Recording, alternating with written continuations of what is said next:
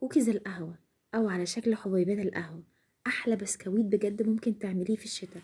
شكله كيوت صغنطوط، طعمه فوق الخيال، لونه مظبوط جدا زي ما انتي شايفة. والمقادير دي أكتر مقادير ظبطت معايا المرة دي بجد. طعمه هش كده ومقرمش وبيتكسر بسهولة. ويلا نبتدي الوصفة. معايا هنا معلقتين قهوة كبار سريعة التحضير، ومعايا معلقة ونص من الحليب. هدوب ده كله على جنب واسيبه. معايا هنا كوباية ونص زبدة على زيت أو سمنة، أهم حاجة يكون الزبدة أو السمنة بحرارة الغرفة. ومعايا كوباية إلا ربع من السكر البودر. هقلب ده كله مع بعض كويس قوي لحد ما يبقى شبه الكريمة زي ما انت شايفة كده معايا. وهضيف بضاية برضو بحرارة الغرفة ومعلقة صغيرة من الفانيليا، وهدمج ده كله وهنزل عليهم بخليط النسكافيه اللي احنا كنا عاملينه على جنب. وهدمج الخليط ده كويس جدا لحد ما يندمج ويبقى بالشكل اللي انت هتشوفيه ده.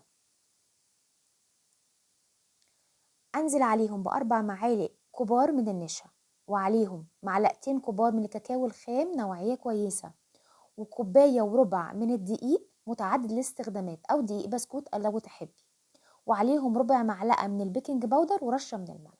هبتدي اقلب ده كله طبعا بعد ما نخلته كويس عشان ادخل فيه هوا. هقلبه بس الم بس العجين. البسكويت ما بيتعجنش، البسكويت احنا بنلمه بس عشان ما تلاقيهوش نشف معاكي. بس تشكل بقى بالمنظر ده. هبتدي اخد معلقة صغيرة، واهم حاجة ما يكونش مشقق معاكي، لو مشقق زوديه معلقتين زبدة، واشكله على شكل بيضاوي زي ما انت شايفة كده صغنطوط. هيطلع معاكي حوالي من 70 ل 80 على حسب تقسيمة ايدك. انا عاملاه هنا بمعلقة المعيارية اللي هي الصغيرة اللي هي النص معلقة، وهبتدي اعمله زي ما انت شايفة كده. هو سهل جدا في التشكيل وحلو قوي وبيطلع امور قوي في الاخر زي ما انت شايفة اهو. هفضل اشكل كده وبعد كده ارجع لكم تاني. هنجيب بقى ظهر السكينة وابتدي اعمل الشقوق اللي بتبقى شبه الشق اللي في القهوة، في حبيبات القهوة.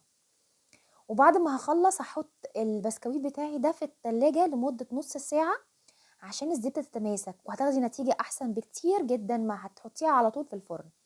وبعد كده هسخن الفرن على درجة حرارة 180، تخش على فرن متسخن مسبقا على درجة حرارة 180. وهتاخد تقريبا حوالي من 10 ربع ساعة معاكي، 10 دقايق لربع ساعة بس وهيطلع بالجمال اللي انت شايفاه ده. سيبيه يهدى بقى في الصينية خالص، ما تحركيهوش لحد ما يبقى بارد، وتنقليه زي ما انت شايفة. بيطلع بجد حلو جدا وهش ومقرمش كده. بصي وصغنطوط قد ايه، حلو جدا ومش بيترمي منه اي حاجة. بيحبوا الكبار والصغيرين.